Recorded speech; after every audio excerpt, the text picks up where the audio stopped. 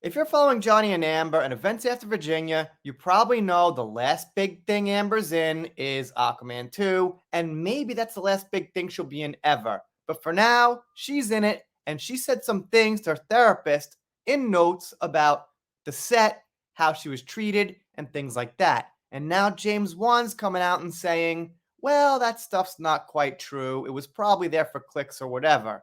He doesn't directly reference it, but we know what it's about. Anyway, this is from Empire Online. It says, James Wan speaks on Aquaman 2 behind the scenes rumors. This narrative has emerged that is not the reality. And by the way, this here's from October 23rd, 2023, still pretty new. 2018's Aquaman was an undeniable success for DC. It raked in over $1 billion at the box office, introduced a wilder, wackier side to a comic book world that had been much darker in tone up until then, and of course, gave us Topu the Drumming Octopus, which I've got no idea about, but okay. A sequel was a no-brainer, and so was James Wan returning to the director's chair. Since going into production, though, Aquaman 2 has been through a lot. Pandemic-induced delays, a reshuffle at Warner Bros., which saw James Gunn and Peter Safran take charge of DC Studios, and more have contributed to a swirl of rumors about the film, including those of studio interference and executive reshoots. Wait a minute. What are we forgetting here? Probably Little Miss Mera, which is also a contributing factor to the negativity. And they quote James here. I've had to learn to be more zen in dealing with all the noise around me for sure, James Wan tells Empire as part of our world exclusive Aquaman 2 story. I'm a pretty private person. I don't get on social media and have fights, but it's difficult because this narrative has emerged that is not the reality. The noise is fun to write about, and it gets clicks, but people don't know the truth. There may have been a change in leadership over at DC, but Wong gives the impression that he felt secure in releasing his version of the sequel and in maintaining the epic, eccentric tone that he established in Arthur Curry's first outing.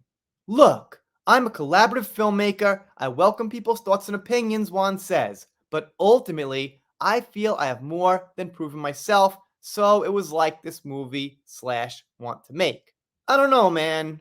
I'm no expert in directing, but I would say probably just the overall feel of the movie and Momoa is what sold it. But sure, I gotta give him props. It did good, although it was kind of boring. From what I saw, couldn't get through it, but yeah, I could safely say that.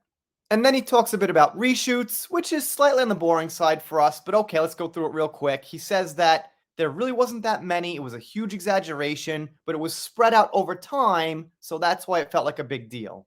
But then again, you gotta think, did they reshoot things because of pandemic issues, plotline issues, leadership change issues, or did they reshoot some things because a certain person was in the movie and a certain trial was happening that person was losing really bad and ultimately lost? I guess we'll never know. He then says he's not the kind of person that makes a movie that has to turn out exactly how he imagined. He says he's also open to a part 3. We'll see how part 2 does. And my theory is, if part 2, for whatever reason, against the odds, does great and does another billion, well, that would mean probably You Know Who isn't automatically out, because in the end, they might even think that her controversy helped. So that's about all they got. Now, I'm a bit disappointed that he didn't say something directly about the notes, about You Know Who. I mean, after all, she threw him under the bus. Not willingly, technically, but we all know if I was her, I'd be smart enough to write those psychiatrist notes, therapist, whatever, as kind of a seed I'm planting, because I would know events would unfold down the road. I don't believe it was organic and she just did that because there was a problem. I think she planned it. I would. You don't have to be some mastermind at making schemes to know, hey, I'll write some notes here that seem authentic for the future if something happens as kind of insurance. Pretty basic. But of course, Juan has some greater puppet master up there who's probably telling him he can't say anything. I'd guess personally he might want to. And if he did, yeah, that would get some clicks. Anyway, let me know what you think in the comments. Thank you to Laura B for sending me this. If you're not subscribed here, consider it. If you don't, I'll be sad, but I'll get over it. See you next time.